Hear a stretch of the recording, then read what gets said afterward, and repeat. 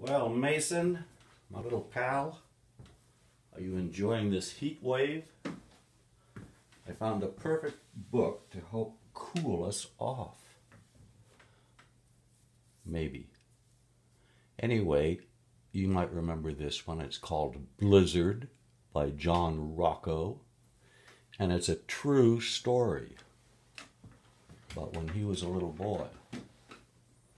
I bet your dad could probably tell you some true stories about snow in New York when he was a little boy. But let's read this first. Kind of an introduction. The Blizzard of 1978. On Monday, February 6th, 1978, New England experienced one of the biggest snowstorms in its history. It snowed for 2 days, and by the time it stopped, parts of Rhode Island, Massachusetts, and Connecticut were buried under 40 inches of snow. That's 4 times the height of this book. Imagine this book, another book, another book, another book, 4 times.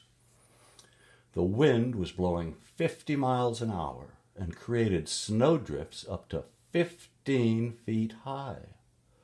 Where I grew up in Rhode Island, it took over a week for snowplows to get to our street.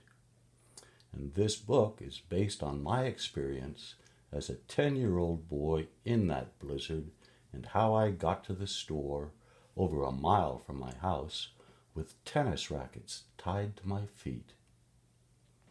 And this book is dedicated for Alea, who always wants to hear stories about when I was little. Okay, let's read Blizzard.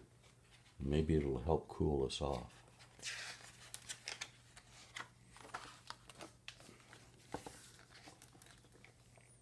Blizzard by John Rocco. The first flake fell right before recess, and it was followed by many, many more.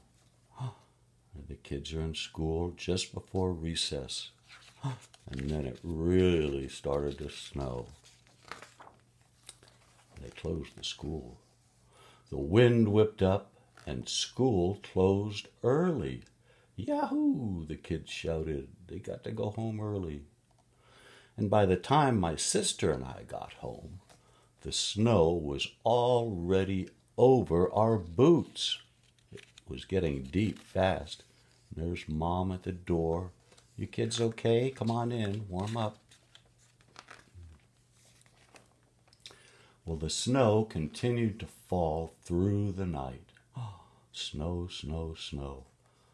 And look, he's got a book on Arctic survival, how to live in the cold, cold. And he's got a picture of Mount Everest on his wall and penguins on his lampshade. Yes, it fell through the night, and I thought it would never stop. It's covering up the stop sign. There won't be any driving in that weather. Well, Tuesday, the next morning, the snowdrifts were so high we couldn't open our front door. So we went out the window instead. Isn't that funny? They're crawling out the window. Their dad's got the snow shovel. The boys, they got their sled. Mom, of course, is like, be careful. That's Mom for you. Be careful.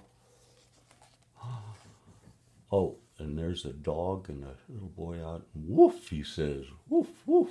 We laughed as we sank deep into the frozen powder. But walking was hard. It was like trying to move through white quicksand. Oh, fell over tired. Every few steps I had to stop and rest. It was even too deep for our sled. We need sled dogs. Yes, Yep, there's their dog. He's up to his head in the snow.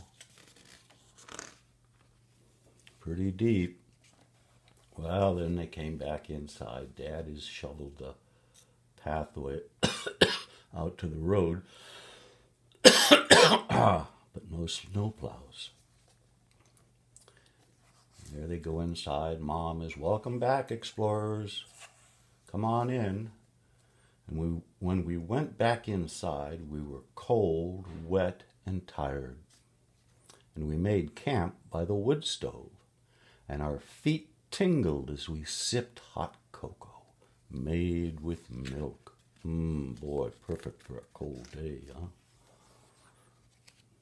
Well, on the third day, that would be Wednesday, Dad shoveled the driveway so he could get the car out just in case the snowplows came. And while Dad was busy doing that, we dug tunnels and secret rooms under the snow. He's been reading his Arctic book. An igloo can keep you warm in sub-zero temperatures. What's an igloo? An igloo is a house made of ice that Eskimos live in. Well, by day 4, that would be Thursday. Oh, Thursday is written by Little Bird Tracks. The plows still hadn't come. I wondered if we ever see grass again.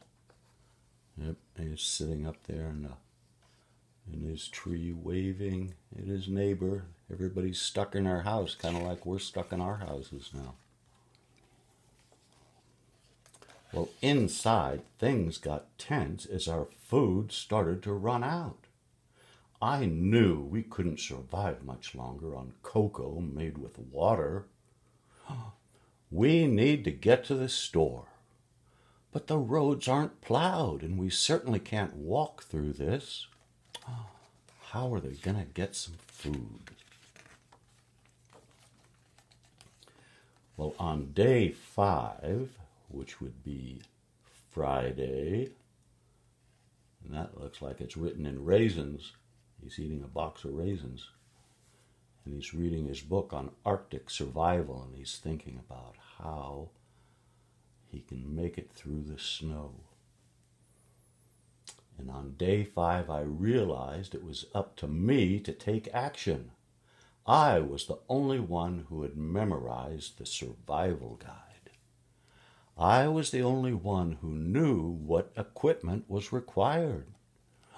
There he's digging into his chest and he's getting out his tennis rackets, and he's going to make snowshoes with tennis rackets. See, got him on his feet. Now he can walk on top of the snow without falling in.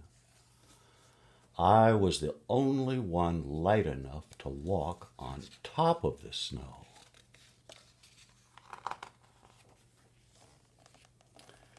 Saturday, day 6, I made a list. Milk, bread, eggs, and maybe a candy bar if I can afford it.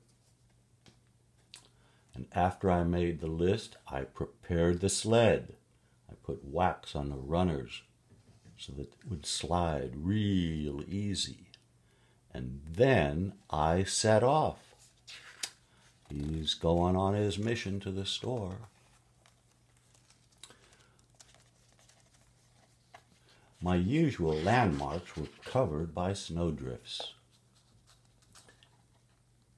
But I managed to check in with the neighbors on my long journey to see if they needed anything.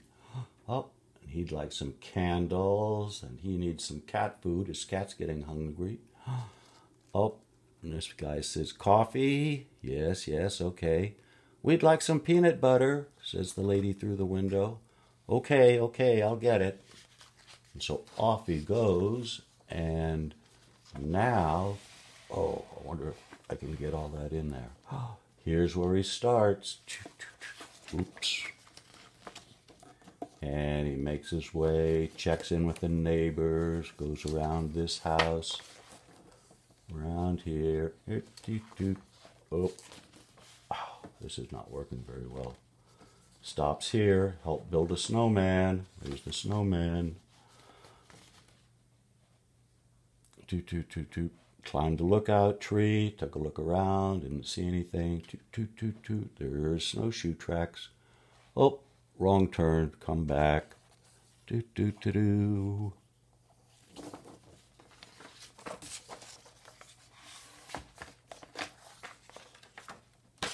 And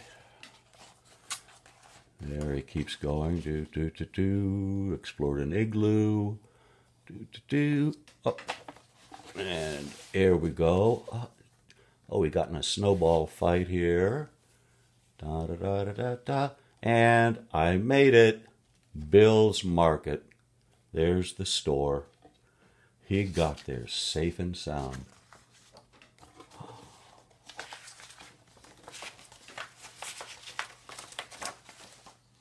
At last, I reached the store. I was tired, hungry, and chilled to the bone. But I couldn't think about myself. I was on a mission. And there he's getting all the groceries. Are you going to carry all this by yourself? Asked the grocer. Yes, sirree. I've got my sled. And the lady grocer has just taken a phone call from his mom. And she says, yes, yes, he made it. And he's on his way back now. Going home from his mission. Well, on the return trip, I raced to drop off the groceries before the sun went down. Oh, wow, said the ladies. Thank you, thank you. Grateful smiles and cheers gave me the energy I needed to make it back home. Oh, there he dropped off the cat food. Meow, meow, says the kitty kitty. Thank you for the cat food. And there it's almost dark, and he made it. Oh, and out comes the dog to greet him. Woof, woof, woof. And Mom and Dad and his brother. And there's the sled with the groceries. They're so happy to see him. And oh, look, the dog is licking his face. just like Grace likes to lick your face when she's happy to see you. Well, that night we all had hot cocoa made with milk, and it had never tasted better. And then he's telling about, oh, it was a perilous journey. I ran into this and that. But there was something else we still needed. What did they still need? They needed snowplows. Snowplows! They finally arrived on Sunday. It looked as though we would see civilization again after all. Oh, and there the kids are thinking, now I guess we'll have to go back to school. Oh, boo, boo, boo. I don't want to go back to school. Oh, and the lady saying, thank heaven for the snowplows. And yeah, I was going kind of stir crazy, locked up in a house the whole time. And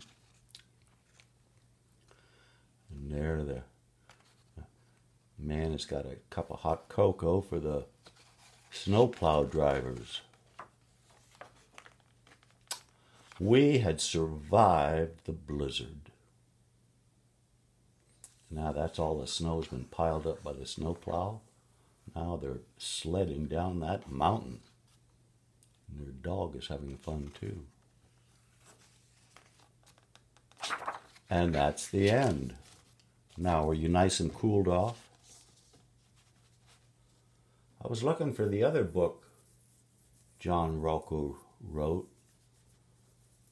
Blackout, but I can't find it anywhere. Did you take it home, Mason? Have you got it at your house?